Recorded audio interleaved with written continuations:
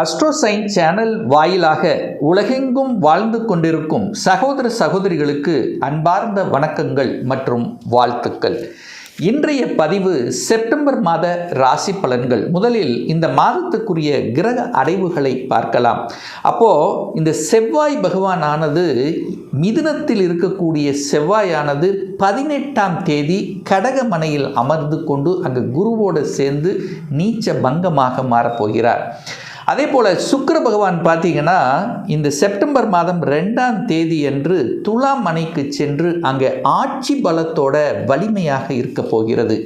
அதே போல் செப்டம்பர் மாதம் 7ஆம் தேதி புதன் பகவான் கன்னி மனைக்கு சென்று அங்கே ஆட்சி பலம் உச்ச பலம் அடைய போகிறது.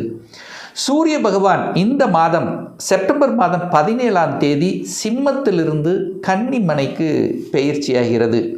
சனி பகவான் வக்ரமாக மீனமனையில் வீட்டிருக்க, ராகு பகவான் கும்பத்திலும் கேது பகவான் சிம்மத்திலும் அமர்ந்திருக்கு. இந்த கிரக அமைப்புகளை வைத்துக்கொண்டு 12 ராசிகளுக்கும் என்ன மாதிரியான பலன்கள், சாதகம் என்ன, பாதகம் என்ன, டீட்டெயிலாக நம்ம பார்க்க போகிறோம். இந்த பதிவை முழுவதுமாக பாருங்கள். கண்டிப்பாக ஏதாவது ஒரு ரூபத்தில் உங்களுக்கு யூஸ்ஃபுல்லாக இருக்குங்கிறதுல எந்தவித மாற்று கருத்தும் கிடையாது. நம்ம சேனலை நீங்கள் ஃபஸ்ட்டு டைம் பார்ப்பவர்கள் என்றால் மறக்காமல் சப்ஸ்கிரைப் பண்ணிக்கிங்க. மேச ராசி மேச லக்ன அன்பர்களுக்கு இந்த செப்டம்பர் மாதம் என்ன மாதிரியான பலன் அப்படின்னு பார்க்கும் பொழுது, பொதுவாகவே இந்த மேசராசி என்பவர்கள் சுறுசுறுப்பானவர்கள், எந்த ஒரு விஷயத்தையும் வேகமாக விரைவாக செய்யக்கூடிய ஆற்றல் படைத்தவர்கள். என காலச்சக்கரத்தினுடைய முதல் ராசி அல்லவா, செவ்வாயினுடைய ஆளுமை தன்மை கொண்டவர்கள் அல்லவா. அப்போ தலைமை பண்பு என்பது இயல்பாகவே இருக்கும். அதிகாரம், அட்மினிஸ்ட்ரேஷன் அப்படிங்கிறது இந்த மேசராசி என்பவர்களுக்கு இயல்பாகவே இருக்கும். என்ன கொஞ்சம் கோபம், செவ்வாய்ங்கிறது கோபம் அல்லவா, அந்த கோபம் ஆக்ரோஷம் என்பது இயல்பான ஒரு குணம் படைத்தவர்கள். நல்ல விஷயத்துக்காக கோபப்படக்கூடிய தன்மைங்கிறது கண்டிப்பாக இருக்கும். அதாவது என்ன சொல்கிறதுனா, உங்களுக்கு எதிர்மறையான கருத்துக்கள், ஒருத்தர் உங்களை டெம்ப்ட் பண்ணாருன்னா கோபம் வரும், அவ்வளோதான். அதுவும் நல்ல விஷயத்துக்காக.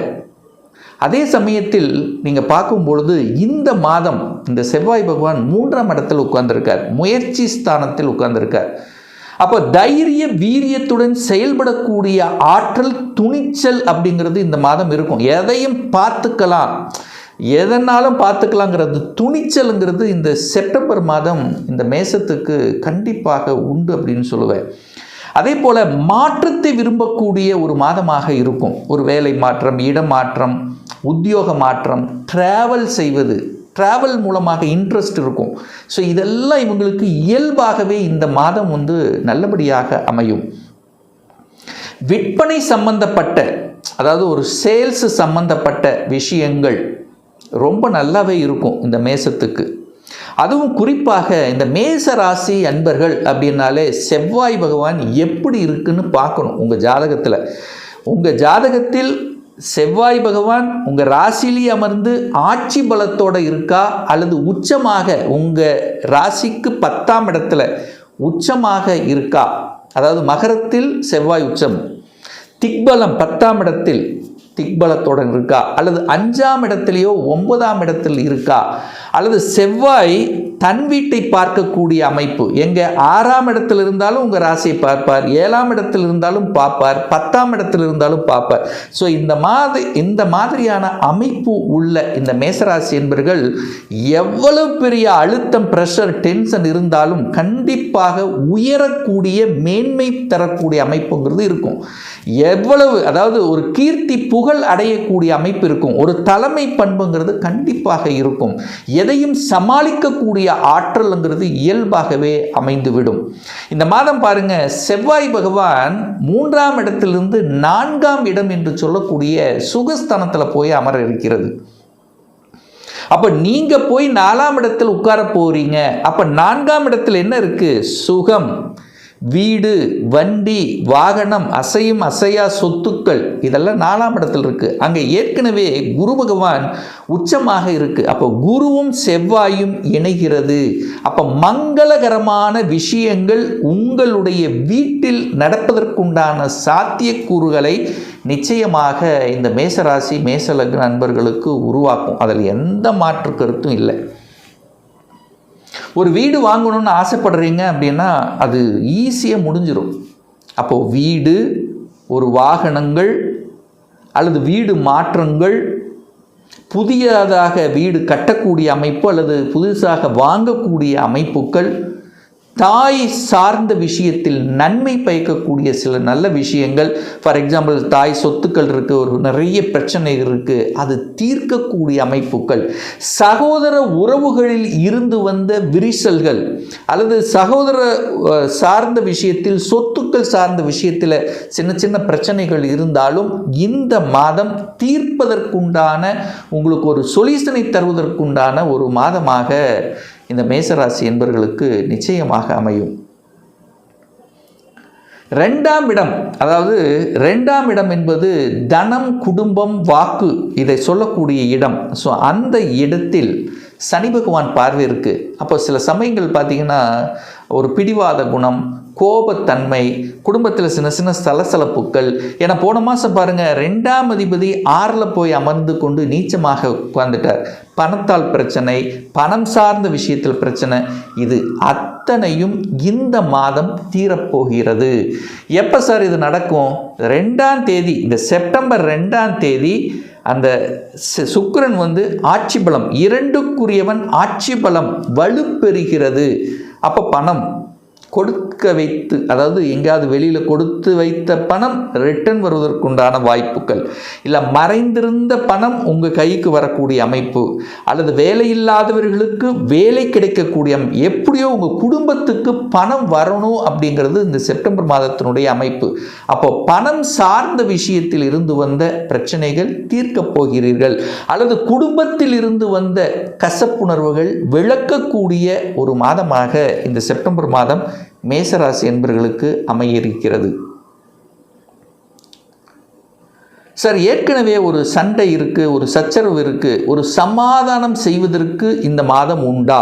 ஒரு குடும்பத்தில் ஒரு பிரச்சனை இருக்குது சார், கணவன் மனைவிக்குள்ள கருத்து வேறுபாடு, ஒரு சமாதானம். ஏன்னா செவ்வாய், நீங்கள் போய் 3ஆம் இடத்தில் உட்கார்ந்துருக்கீங்க, அந்த இது புதன் வீடு. அப்போ புதன் வீடு கொடுத்த புதன் பகவான் ஆட்சியாக வலுவாக அமர்ந்திருக்கார்.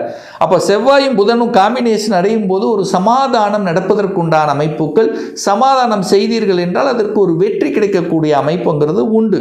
அப்போ சமாதானம் செய்வதற்கு ஏற்ற மாதம் இந்த மாதமாக இந்த மேசத்துக்கு அமையிருக்கிறது.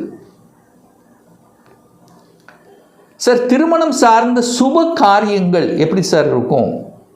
7ஆம் இடத்தில் சுக்கிரன் ஆட்சியாக அமைகிறார். திருமணஸ்தானத்தில் திருமண காரக கிரகமான சுக்கிரன் வலிமை பெற்று உங்கள் ராசியை பார்ப்பது ஒரு நல்ல அமைப்பு. அதே சமயத்தில் குரு பகவான் உச்சமாக 2ஆம் இடத்தை, அப்போ 7க்கு 2ஆம் இடத்தை பார்க்கிறார். அப்போ கணவன் அல்லது மனைவி, சொத்து சேர்க்கை, வேலை இல்லாதவர்களுக்கு வேலை கிடைக்கக்கூடிய அமைப்புகள், இதெல்லாமே நல்லபடியாக இந்த மாதம் அமையும். அப்போ கணவனுக்கு வேலை இல்லை அல்லது மனைவிக்கு வேலை இல்லை, வேலை கிடைக்குமான்னு கேட்டிங்கன்னா இந்த மாதம் நிச்சயமாக உண்டு அப்படிங்கிறத 100% சொல்லலாம். சுப காரியங்கள் தங்கு தடையில்லாமல் நடைபெறக்கூடிய ஒரு மாதமாக இந்த மேசராசி என்பவர்களுக்கு அமையும். பாக்யாதிபதி உச்சமாக உட்கார்ந்திருக்கார். அப்போது மேசராசி என்பவர்களுக்கு யோகத்தை தரக்கூடிய ஒரு கிரகம் அப்படின்னா அது குரு பகவானை சொல்லணும். அந்த குரு பகவான் இப்போ சுகஸ்தானத்தில் 4ஆம் இடத்தில் அமர்ந்து கொண்டு உங்கள் ராசிநாதனோடு சேர்ந்து இருக்கக்கூடிய ஒரு அற்புதமான ஒரு மாதம். சார், ராசிநாதன் 4ல் போய் அமர்ந்து நீச்சமாகிறாரே அப்படிங்கிற பயப்பட வேண்டிய அவசியம் இல்லை. ராசிநாதன் நீச்சமானாலும் அங்கே குருவோடு சேர்ந்திருக்கும் போது, பாக்யாதிபதியோடு சேர்ந்திருக்கும் போது அது நீச்ச பங்கமாக மாறுகிறது. அப்போ வலிமை பெறுகிறது, ஒரு பாக்கியம் கிடைக்க காத்து கொண்டிருக்கிறது இந்த மேசராசி என்பவர்கள். சார், என்ன பாக்கியம்? வேலை இல்லாதவர்களுக்கு வேலை கிடைக்கக்கூடிய அமைப்பு, தன பாக்கியம் கிடைக்கக்கூடிய அமைப்பு, குழந்தை இல்லாதவர்களுக்கு குழந்தை பாக்கியம் கொடுக்கக்கூடிய அமைப்பு. ஸோ இதெல்லாமே பரிபூரணமாக இந்த மாதம் அமையப்பெறுகிறது.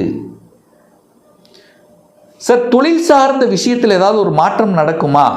10ஆம் இடத்தை பாருங்க. 10ஆம் அதிபதியாக இருக்கக்கூடிய சனி பகவான் 12ஆம் தனக்கு 3ஆம் இடத்துல அமர்ந்து கொண்டு அங்கே பாக்யாதிபதியினுடைய பார்வை இணைகிறது. அப்போ குருவும் சனியும் தொடர்பு கொள்கிறது.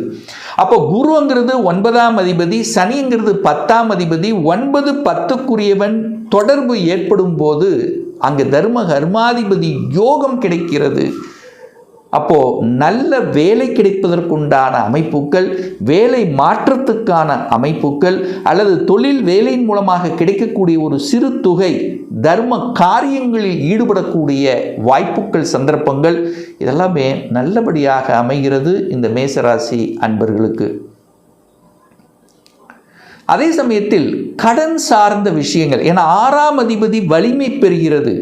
ஸோ கடன், நோய் எதிர்ப்பு, பகை, வம்பு, வழக்கு, இந்த 6ஆம் இடம் வலிமை பெறுகிறது. அப்போ கடன் தன்னுடைய கெப்பாசிட்டிக்கு மேலே போகாமல் பார்த்து கொள்வது இந்த மேசத்துக்கு சிறப்பு.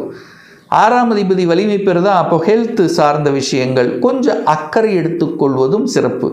6ஆம் அதிபதி வலிமை பெற்றால் வேலை வலிமை இருக்கிறதுன்னு அர்த்தம். அப்போ வேலை இல்லாதவர்களுக்கு வேலை கிடைக்கக்கூடிய அமைப்புகள். ஸோ இப்படி நல்லபடியாக நல்ல மாற்றத்தை கொடுக்கக்கூடிய ஒரு மாதமாக இந்த மேசராசி என்பவர்களுக்கு அமையும். ஒரு நல்ல தெய்வ வழிபாடு அப்படின்னா, மேசத்துக்கு ராசிநாதன் செவ்வாய். அந்த செவ்வாய் பகவானுடைய பிறந்த நாள் எப்போ வருது அப்படின்னா, இந்த செப்டம்பர் மாதம் 12ஆம் தேதி சனிக்கிழமை செவ்வாய் பகவானுடைய ஜெயந்தி வருகிறது. அப்போது உங்கள் ராசிநாதனுடைய பிறந்த நாள் வரக்கூடிய இந்த நாளில் நவ கிரகத்தில் இருக்கக்கூடிய அந்த செவ்வாய் பகவான் அல்லது முருகப்பெருமானை சென்று வழிபடும் போது நிச்சயமாக மங்களகரமான விஷயங்கள், நிலம் சார்ந்த விஷயத்தில் இருந்து வந்த பிரச்சனைகள், திருமணம் சார்ந்த விஷயத்தில் இருந்து வந்த தடைகள், சகோதர உறவுகள் சார்ந்த விஷயத்தில் இருந்து வந்த பிரச்சனைகள், இந்த ஹெல்த் சம்பந்தப்பட்ட விஷயத்தில் இந்த பிரச்சனைகள் கண்டிப்பாக தீருங்கிறதுல எந்தவித மாற்று கருத்தும் கிடையாது. அதே போல் இந்த மாதம் பார்த்திங்கன்னா சனி பகவானுடைய ஜெயந்தி, அதாவது பிறந்த நாள் செப்டம்பர் மாதம் 5ஆம் தேதி சனிக்கிழமை வருகிறது.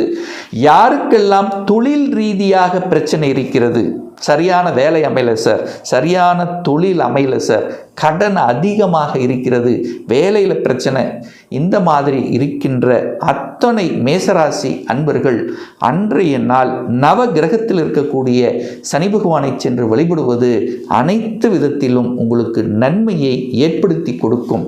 இப்போ சொன்னது கோச்சார ரீதியாக இந்த செப்டம்பர் மாதத்துக்குரிய ஒரு பொதுவான பலன்கள். இந்த ராசி நட்சத்திரத்தில் பார்த்தீங்கன்னா பல கோடிக்கணக்கான பேர் இருப்பீங்க. எல்லாருக்கும் ஒரே மாதிரி பலன்னா நிச்சயமாக இல்லை. ஏன்னா ஒவ்வொருத்தரும் டிஃப்ரெண்ட்.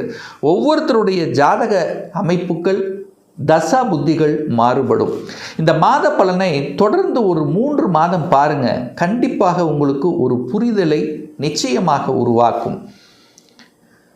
உங்களுக்கு வேலையா தொழிலா எந்த கொடுப்பினை இருக்கிறது? அப்போது உங்களுக்கு தொழிலை பற்றிய கொடுப்பினை இருக்குன்னா எப்போ நம்ம சொந்த தொழிலை ஆரம்பித்தால் நல்லது?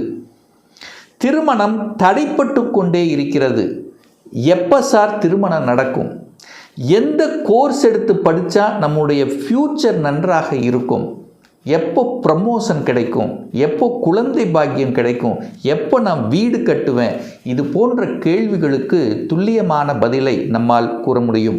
ஒரு பர்சனல் கன்சல்டேஷன் எடுத்துக்கணும், ஒரு சுய ஜாதகம் பார்க்கணும் என்று விருப்பப்படக்கூடிய அன்பர்கள் டிஸ்பிளே தெரியக்கூடிய நம்பருக்கு வாட்ஸ்அப் மூலியமாகவோ ஃபோன் கால் மூலியமாகவோ தொடர்பு கொண்டு அப்பாயின்மெண்ட் பெற்றுக்கொண்டு கன்சல்டேஷன் எடுத்துக்கலாம். நம்மளுடைய அலுவலகம் கோயம்புத்தூரில் அமைந்துள்ளது. அதாவது கோயம்புத்தூரிலிருந்து மேட்டுப்பாளையம் செல்லும் வழியில் வெள்ளக்கிணர் பிரிவு அன்னபூர்ணா ஹோட்டலுக்கு பக்கத்தில் அமைந்துள்ளது. பிரியர் அப்பாயின்மெண்ட் வாங்கிட்டு நேரடியாக கன்சல்டேஷன் எடுத்துக்கலாம். நிச்சயமாக இந்த பதிவு ஏதாவது ஒரு ரூபத்தில் உங்களுக்கு யூஸ்ஃபுல்லாக இருக்குங்கிறதுல எந்தவித மாற்று கருத்தும் கிடையாது.